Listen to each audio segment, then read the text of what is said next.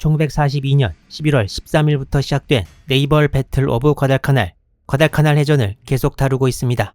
13일 새벽에 벌어진 미국 함대와 일본 함대 간의 처절한 공방전은 미군 함대 측이 더 큰 피해를 입은 채 일단 오전 2시 30분까지 종료되는데요. 미 함대는 함대 사령관을 포함해 해군 소장 2명이 전사하는 등 인적, 물적 피해가 컸습니다. 이건 당시 기함이었던 미 중순양함 샌프란시스코의 11월 13일 새벽 전투 피해 상황도인데요. 동그랗게 표시된 부분이 전부 포탄을 맞은 곳이어서 당시 전투의 격렬함을 엿보게 해줍니다. 특히 미 함대 사령관이었던 켈러엔 제독이 있다가 전사한 함교 쪽에 집중타를 맞은 것이 보입니다.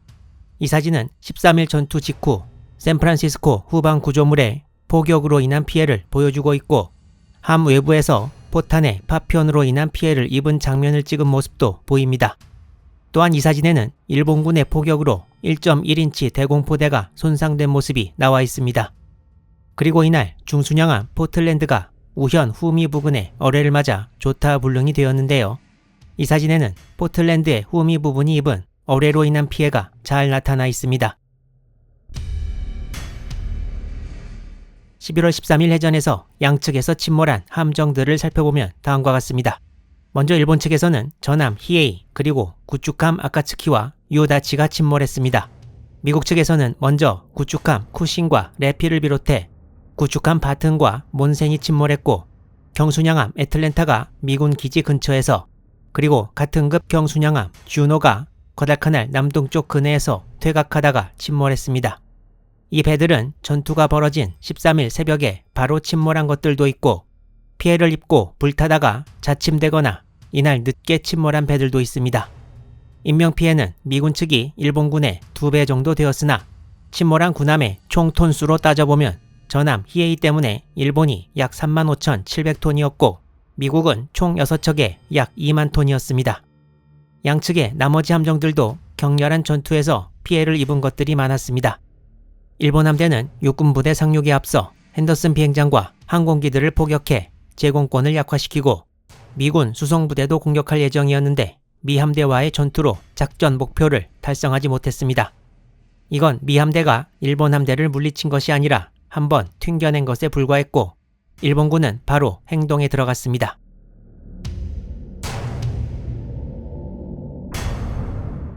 히에이가 고초를 겪고 있던 13일 오전 미 함대의 헬레나와 샌프란시스코는 구축함 스테럭과 오벤원을 앞에 세우고 바누아투로 수리를 위해 항진하고 있었습니다. 그리고 그 샌프란시스코의 우현에는 이미 어뢰를 맞았던 경순양함 주노가 따라오고 있었습니다. 과달카날 섬에서 남동쪽으로 약 75km 정도까지 도달했을 때 일본 2호 제26 잠수함이 나타나 주노의 어뢰를 명중시킵니다. 이때 시간은 오전 11시 3분경, 1942년 2월에 취역한 주노는 짧은 일생을 마치고 순식간에 침몰하고 말았습니다. 이때 침몰한 주노 해역에서는 100에서 120명의 생존자들이 있었는데요. 구조 작업을 하다가 위험에 빠질 것이 염려돼 다른 함들은 그대로 해역을 빠져나갑니다. 이 선단을 지휘하던 헬레나의 길버트 후보 함장은 이와 같은 결정을 내리고 상공을 지나가는 B-17 폭격기에 주노의 침몰 소식과 위치를 보내고, 폭격기는 이를 접수했으나 이 정보는 알 수 없는 이유로 미군 지휘부에 전달되지 못해 구조 작업은 이루어지지 않습니다. 미군 선단이 바누아투에 들어온 이후 이 소식을 들은 홀지 제독은 후보 함장을 바로 해임하고 후보의 해군에서의 커리어가 사실상 끝나버리고 말았습니다. 바다에 버려진 100여 명의 수병들은 굶주림과 갈증, 상어의 공격으로 한 명씩 목숨을 잃었고 결국 10명만이 8일 동안 표류한 끝에 구조되었습니다.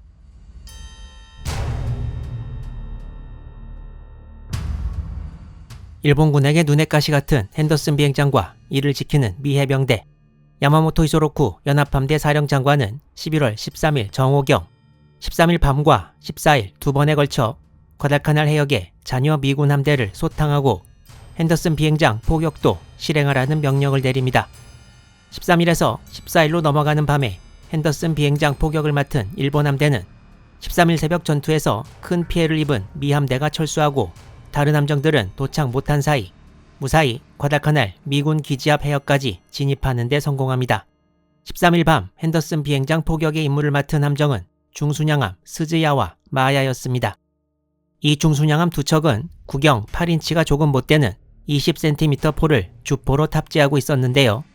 11월 14일 오전 1시 30분부터 31분간에 걸쳐 핸더슨 비행장 포격을 실시합니다. 이 부대의 지휘관은 니시무라 쇼지 해군 소장이었고 이 포격에서 스즈야는 504발, 마야는 485발의 20cm 포탄을 퍼부었으나 미군 피해는 와일드캣 전투기 1기, 돈틀리스 폭격기 2기 파괴, 그리고 와일드캣 전투기 15기가 파편으로 인해 피해를 입은 것뿐이었습니다. 한 달 전이었던 10월 14일 공고와 하루나가 14인치 포 973발을 퍼부었을 때도 핸더슨 비행장은 큰 피해를 입었지만 정상 가동이 가능했기 때문에 20cm 포로 비행장 기능을 마비시킬 만큼 큰 피해를 줄 수는 없었습니다. 스즈야와 마야는 호위함들과 같이 쇼틀랜드 기지로의 회항을 시작하지만 문제는 또 날이 밝아오고 있었고 미군 항공기들이 이륙을 시작했다는 것이었습니다.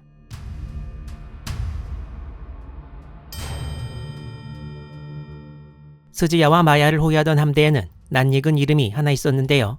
바로 사보섬해전을 일본의 승리로 이끌었던 미카와 군이치 중장이 역시 사보섬해전에 참가했던 중순양함 초카이와 키누가사를 호위함으로 이끌고 왔습니다. 비행장 포격을 마친 일본 함대는 과달카날 해역을 빠져나와 14일 오전 8시경에는 뉴조지아섬 남단까지 이르게 되는데요. 여기서 핸더슨 비행장과 더 남쪽의 항모 엔터프라이즈에서 이륙한 항공기들에 따라잡힙니다. 공습을 가하는 미군 항공기들을 피하면서 계속 본진으로 향하던 함대 중 키누가사가 돈틀리스 폭격기의 명중탄과 지근탄을 맞아 선체가 손상을 입어 침수된 후 전복되어 침몰합니다. 키누가사에서는 함장 사와 마사오 대좌를 포함한 511명이 전사하고 146명이 구조되었습니다. 11월 14일에 운이 없었던 일본군 부대가 하나 더 있었는데요. 바로 13일 새벽에 작전 연기 명령을 받은 38사단 수송부대였습니다. 이 수송부대는 다나카라이조 소장이 지휘했고 수송선과 호위함들로 이루어졌는데요. 이 수송부대는 다시 남하 명령을 받고 11월 14일 아침에 남하를 시작했습니다.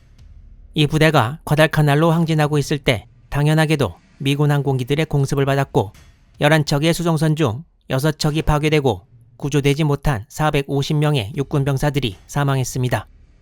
수송선단이 괴멸적인 피해를 봤음에도 일본은 수송작전을 이때만 해도 포기하지 않았습니다. 그런데 스즈야와 마야가 비행장을 포격하는 사이 미군은 왜 대처를 안 했을까요?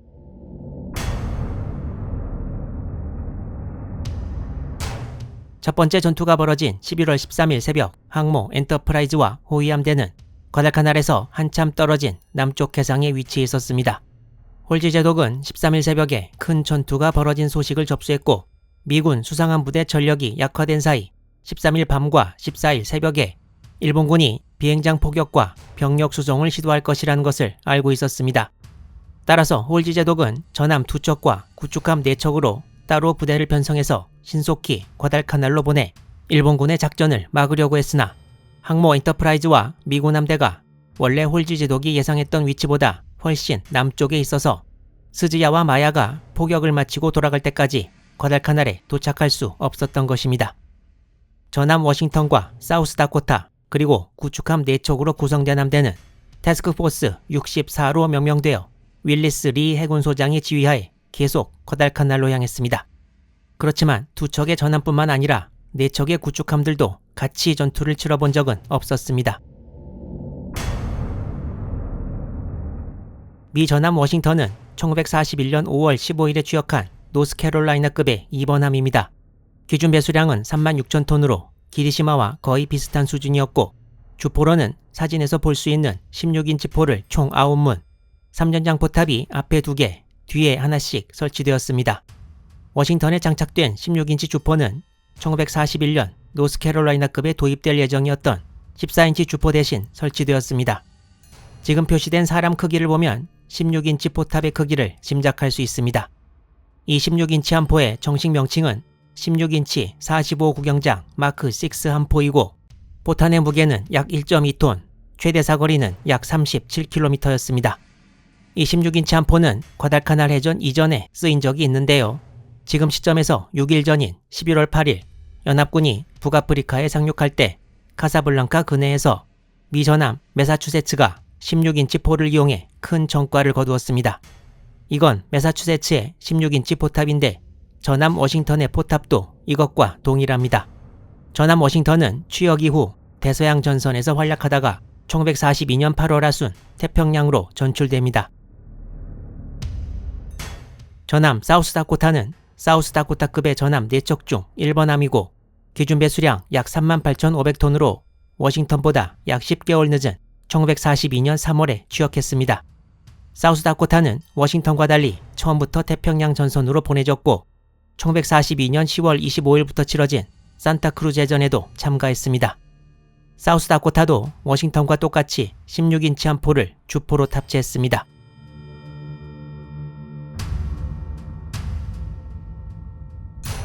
중순양함들의 포격작전과 동시에 일본은 전함 키리시마를 이용한 포격전을 다시 준비합니다.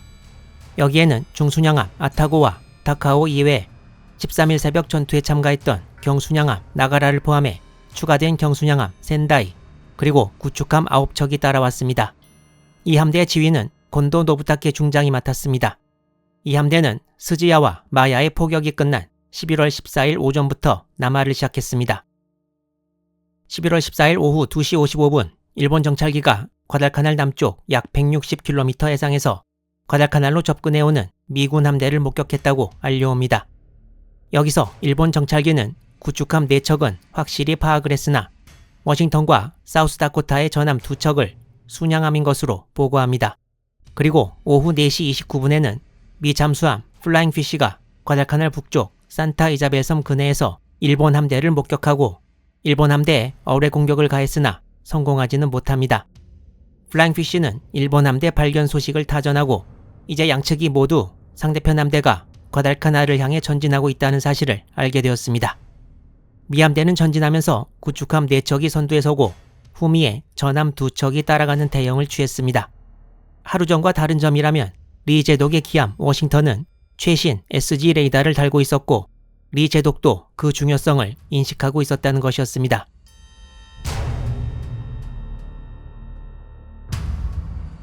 (11월 14일) 오후 10시경 계속 남하한 일본 함대의 위치는 이 정도로 기록에 나와 있습니다. 이미 오후 9시경에 기리시마의 정찰기가 리 제독의 미군 함대를 발견하고 위치를 보고했습니다. 지도에 일본 함대가 위치했던 시각인 오후 10시경 리 제독의 함대는 사보섬 북쪽 약 19km 정도까지 올라왔고 이제 곧 남동쪽으로 방향을 틀어 과달카날 쪽으로 내려갈 참이었습니다. 이때 워싱턴의 함장 글렌 데이비스는 수병들에게 곧 전투가 벌어질 것이며 모두에게 행운을 빈다는 함내 격려 방송을 했습니다. 하지만 이때 미군 함대는 급하게 오느라 무선통신에 쓰이는 콜사인을 못 받았는데요. 툴라기에 미군 PT보트 3척이 미 함대를 발견하고 적으로 오인할 뻔하다가 리 제독이 과달카날 사령부와의 무선통신에서 자신의 옛날 별명까지 얘기하면서 겨우 신원을 확인시켜 어쩌면 있었을지도 모르는 위기를 모면하게 됐습니다. 과달카날 섬 남쪽에서 출발해 서쪽을 통해 사보섬 쪽으로 접근했던 미국 함대는 사보섬을 북쪽으로 돌아 동남쪽으로 내려가다가 다시 사보섬 남단을 동쪽에서 접근하는 항로를 취하려고 계획했습니다. 윌리스 리 제독의 미국 함대는 전함 워싱턴, 사우스다코타 2척에 구축함 4척으로 구성되어 있었고 곤도 노부타케 제독이 총지휘하는 일본 함대는 전함 기리시마와 중순양함 2척, 경순양함 2척에 구축함 9척으로 구성되어 있었습니다. 일본 함대는 이제 곧 함대를 나누어 사보섬을 가운데 두고 서쪽과 동쪽으로 돌입하게 됩니다. 주 임무인 과달카날의 핸더슨 비행장 포격을 맡은 부대에는 전함 키리시마와 중순양함 아타고와 다카오 그리고 구축함 2척이 배정되었습니다. 이 사진은 11월 14일 키리시마와 호위함들이 과달카날로 내려오는 모습을 찍은 것입니다. 남하하면서 사보섬 동쪽으로 갈라져 내려온 일본 함대는 하시모토 신타로 제독이 지휘하는 경순양함 센다이와 제19 구축대의 구축함 3척이었습니다. 기록에 의하면 4척의 함정이 갈라져 나온 것이 오후 10시이고 바로 구축함 시키나미가 미군 함대를 200도 방향에서 목격했다고 보고합니다. 이때 일본 기록으로 본 미 함대의 위치는 사보섬 동쪽에서 남동쪽으로 가는 중으로 추측됩니다. 약 5분 뒤인 10시 5분 구축함 우라나미가 적함 중 신형 순양함이 있다고 보고합니다. 이는 미 함대의 대형 전함인 워싱턴과 사우스다코타를 순양함으로 착각한 것입니다.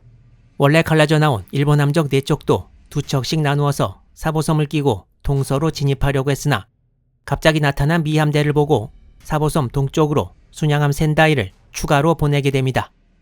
하시모토 제독의 4척의 함정은 원래 각각 사보섬을 끼고 돌면서 정찰을 할 계획이었습니다. 이제 시간은 오후 11시, 또 다른 보고가 일본 함대에 들어옵니다. 오후 11시 일본 정찰기 한 대가 훨씬 전인 오후 9시 15분에 미 함대가 사보섬 북쪽을 통과해서 도는 것을 목격했다고 보고합니다. 같은 시각 일본 함들이 미 함대가 과달카날 미군 기지 쪽을 향해 항진한다고 보고하는데 그때까지도 아직 일본군은 미군 전함이 순양함인 것으로 알고 있었습니다. 전함 키리시마를 비롯한 포격부대는 사보섬 서쪽을 더 멀리 돌아 들어가려고 하고 있었습니다. 이때 일본 함대는 과달카날을 향해 계속 오고 있던 일본 수송부대도 목격합니다. 미군 함대도 일본군 통신 채널의 일본어 대화 내용을 듣고 적이 근접해 있음을 알고 있었습니다. 핸더슨 비행장을 포격할 기리시마 등의 일본 사격대는 오후 11시 6분 침로를 정남으로 변경해 항진하기 시작합니다. 미 함대는 10시 52분 이미 미군 기지 쪽으로 가던 항로를 서쪽으로 변경해서 항진하기 시작했고 사보섬 동쪽으로 와서 미 함대와 가장 가까웠던 쪽의 순양함 센다이에서도 이를 11시 7분경에 발견해 보고합니다. 이때 일본 함대를 총지휘하던 곤도 제독은 양 함대가 현재의 항로를 유지한다면 기리시마가 포함된 부대가 미 함대와 맞닥뜨리게 될 것임을 알고 사보섬 동쪽으로 가는 함정들의 미군 함대를 먼저 상대하게 합니다. 이런 작전도 아직 미군 전함이 순양함이라고 생각했기 때문에 나온 것이기도 했습니다. 이에 따라 곤도 제독은 기리시마 등 비행장 포격부대 사보섬 북쪽으로 돌아갈 것을 명령합니다.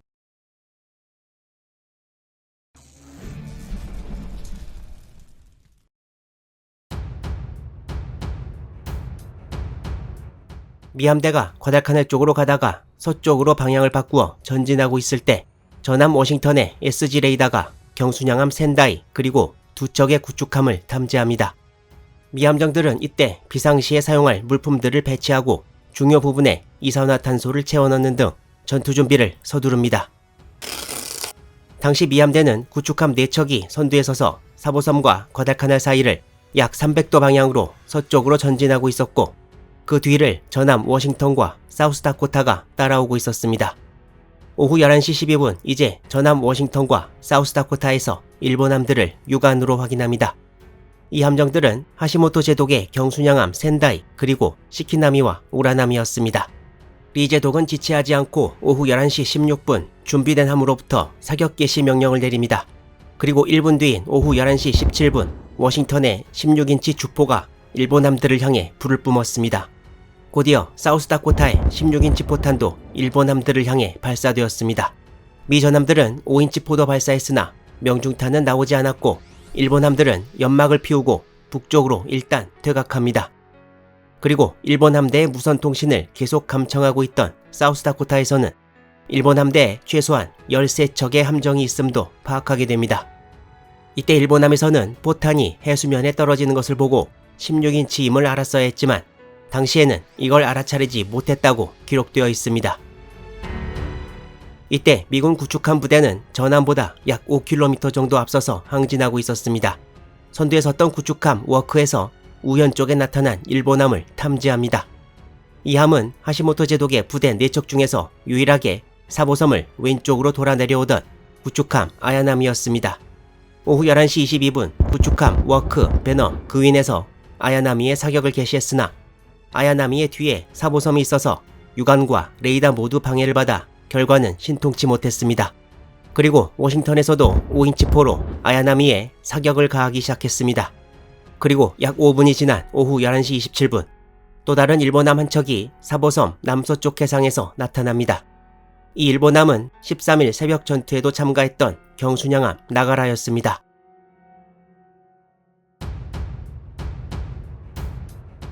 이 당시 일본 함대는 총 3부대로 나뉘어져 있었습니다. 사보섬을 끼고 남진하던 하시모토 제독의 경순양함 한 척과 구축함 3척.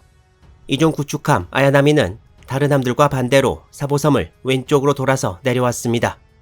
그리고 전함 기리시마를 포함한 핸더슨 비행장 포격부대는 중순양함 아타고와 다카오, 구축함 테루즈키와 아사구모로 편성되었습니다.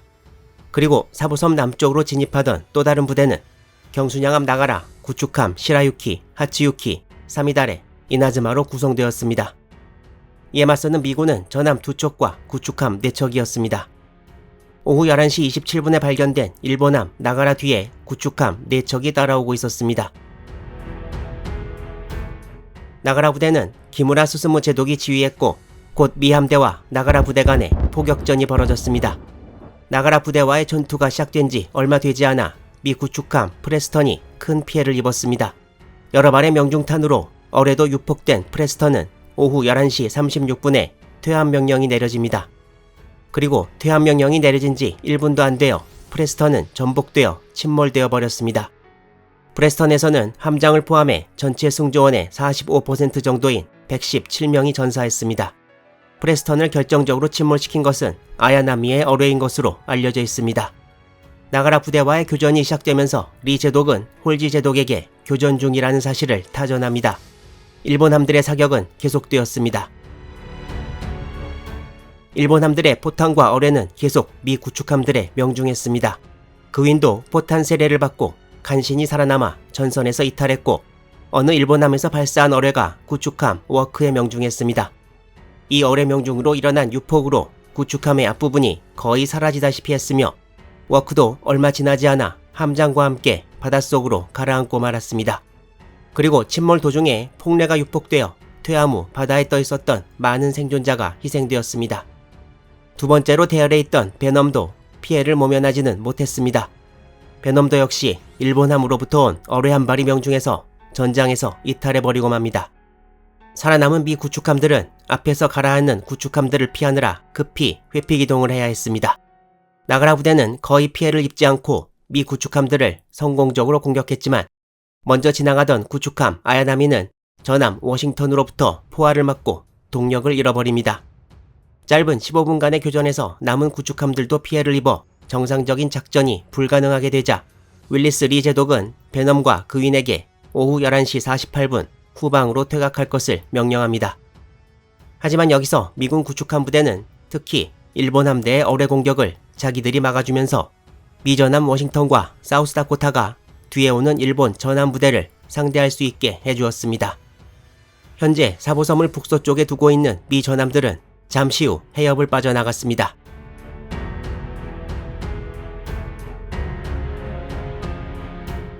양측이 한 번씩 포화를 교환하고 전투가 소강 상태에 접어든 오후 11시 57분 포격부대를 이끌고 있는 곤도 제독은 아야나미로부터 방금 치러진 전투 경과를 보고받고 과다카날 미군 기지 앞으로 진입하기로 결정합니다.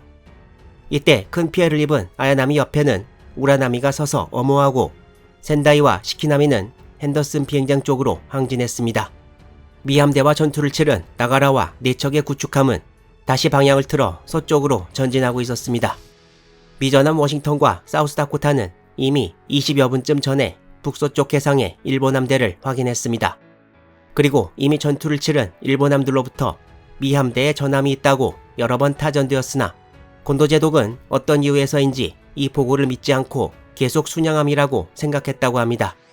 이 와중에 사우스다코타는 전기 계통에 손상이 일어나 몇 분간 시스템이 멈추는 일도 있었습니다.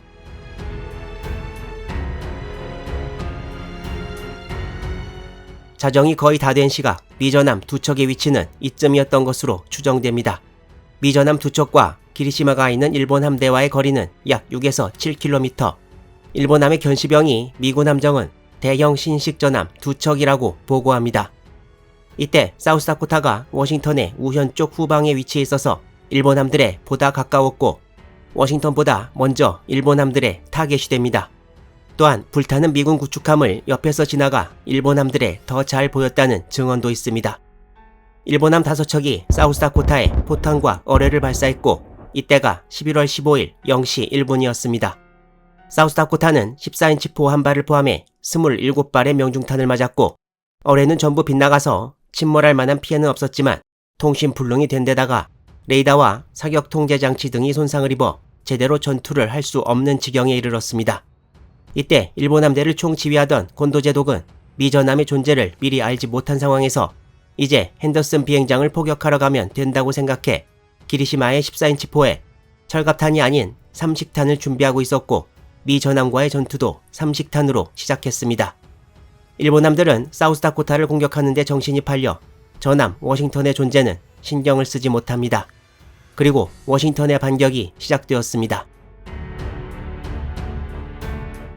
전함 워싱턴의 주포는 16인치로 3연장 포탑 3개 총 9문이 설치되어 있었는데요. 이외에 부포로 5인치 포가 좌현과 우현 각각 10문씩 총 20문 설치되어 있었습니다.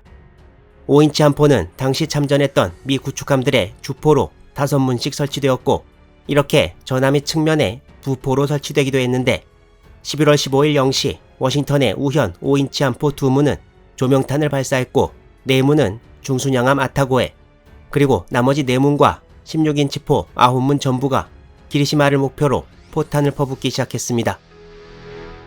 이 모습은 1942년에 영국 전함 넬슨이 장착된 16인치 한 포를 발사하는 모습입니다. 사진을 잘 보면 포신의 각도가 어느 정도 올라와 있는 상태에서 사격이 이루어지는 것이 보입니다. 또한 이 사진은 같은 16인치 한 포를 가지고 있는 넬슨급 영국 전함 로드니가 포신의 각도를 최대한 올려놓고 있는 모습을 보여주고 있습니다.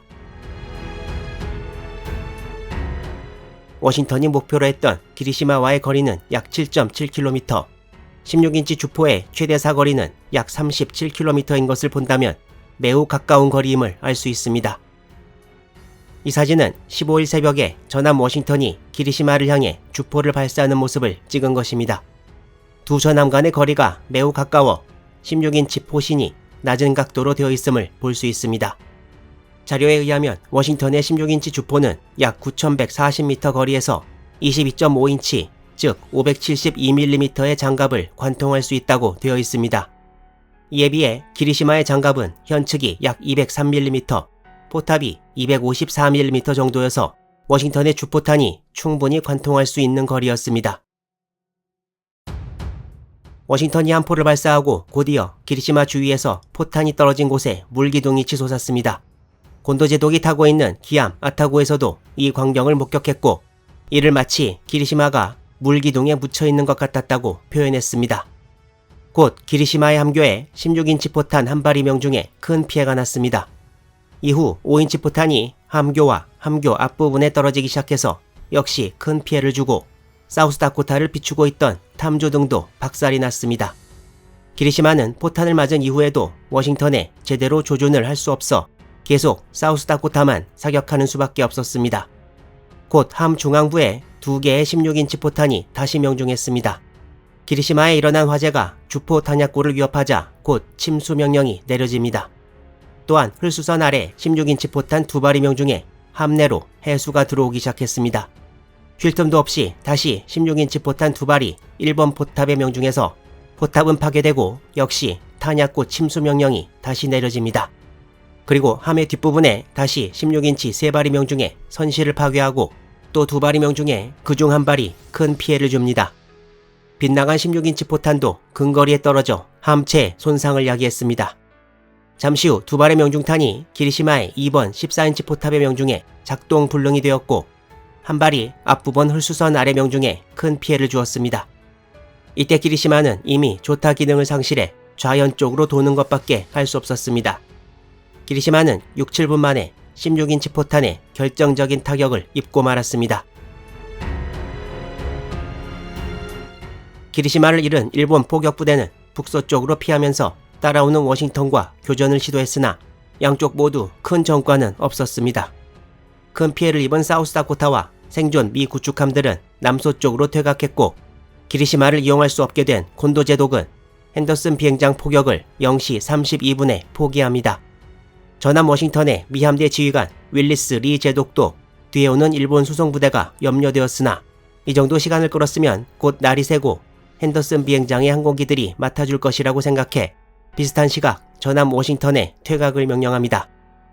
또한 오전 1시 4분 곤도 제독도 날이 밝았을 때 미군 항공기에 따라잡히지 않기 위해 기리시마 옆에 남겨둘 함정들만 제외하고 전함대 퇴각을 명령합니다. 곤도 제독은 자기 함대가 미 함대에 상당한 피해를 주었기 때문에 수송부대가 방해 없이 양육을 진행할 수 있을 것이라고 보았다고 합니다. 과달카날 해전 2차 전투는 기리시마의 대파 이후 사실상 끝나게 된 것입니다.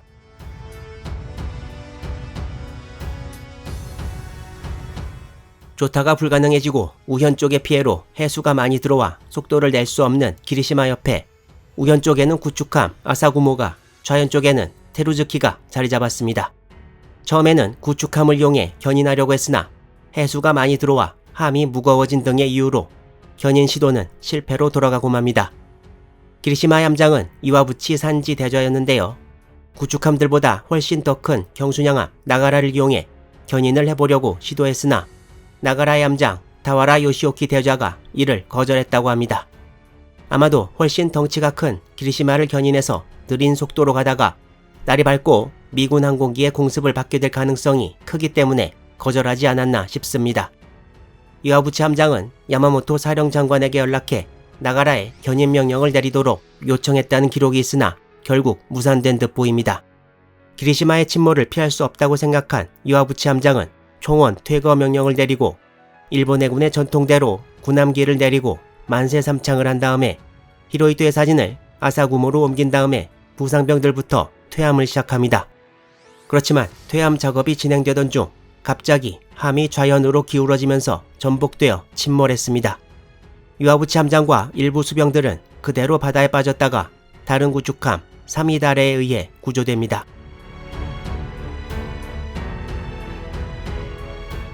전함 기리시마는 미 전함 워싱턴의 16인치 포화의 일방적인 포격전 끝에 침몰하게 된 것입니다.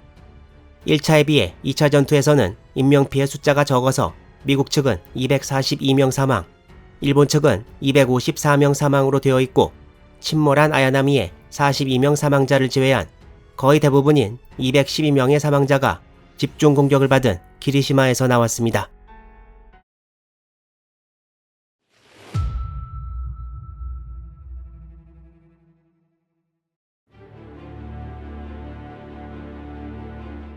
일본 육군 38사단 병력과 물자는 일본 해군 다나카 라이조 소장이 지휘하는 선단에 타고 과달카날로 왔습니다.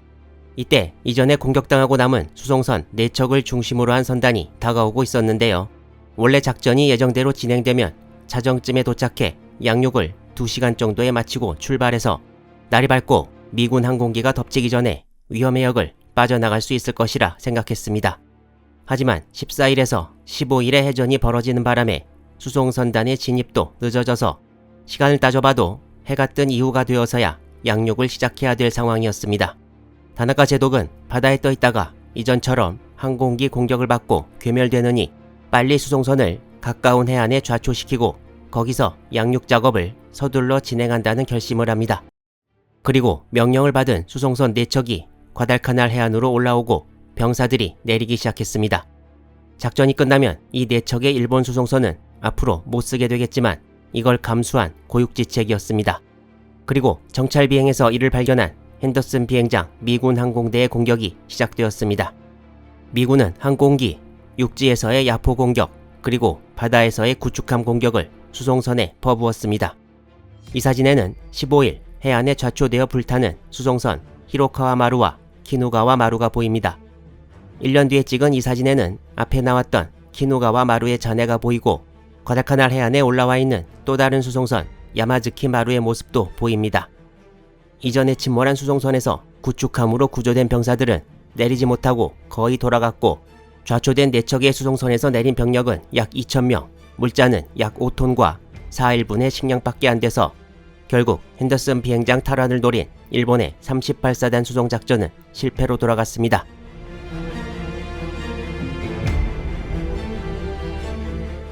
과달카날 해전 2차 전투에서 구축함은 자침된 배넘을 포함해 미 함대가 3척, 일본 함대가 1척을 잃었지만 1, 2차 전투 통틀어 일본은 32,000톤급 전함 2척을 잃어서 침몰 총 톤수에서는 상대가 안 되었고 공들였던 수송작전도 실패로 돌아가 11월 12일부터 15일까지의 과달카날 해전은 그야말로 미국의 완승으로 끝났습니다.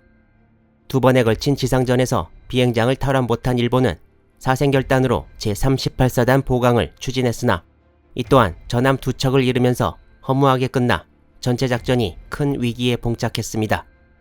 이후에 밝혀지겠지만 일본의 과달카날 탈환 작전이 사실상 좌절된 이 해전이 태평양 전쟁의 진정한 전환점이었다고 보는 의견도 많습니다.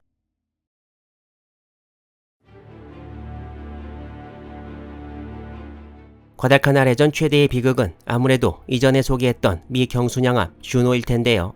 주노와 관련해 과달카날 해전에서 빠지지 않는 이야기가 하나 있습니다. 주노에 탑승했던 수병들 중에 이 사진에 보이는 5명은 형제입니다. 당시 미 해군에서는 형제들이 동일 함정에 복무하지 못하게 했다고 하는데요. 이 형제들은 같이 복무하겠다고 고집했고 위에서도 그냥 넘어간 모양입니다. 이 형제들 중 프랭크, 조, 맷은 주노의 침몰 시에 바로 전사했고 엘은 하루 뒤에, 그리고 조지는 4-5일간 버틴 후에 사망했다고 생존자들이 전하고 있습니다. 당시 미국에 있던 형제들의 부모들은 아들들로부터 편지가 오지 않아 궁금해하다가 1943년 1월 12일이나 되어서야 통보를 받습니다.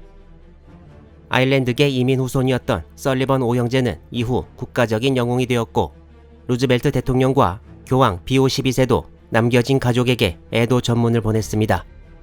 이후 1943년과 1997년 설리번 형제들의 이름을 딴 구축함이 취역했고 남은 가족들이 1943년 가족의 이름을 딴 구축함 진수식에 참여하기도 했습니다.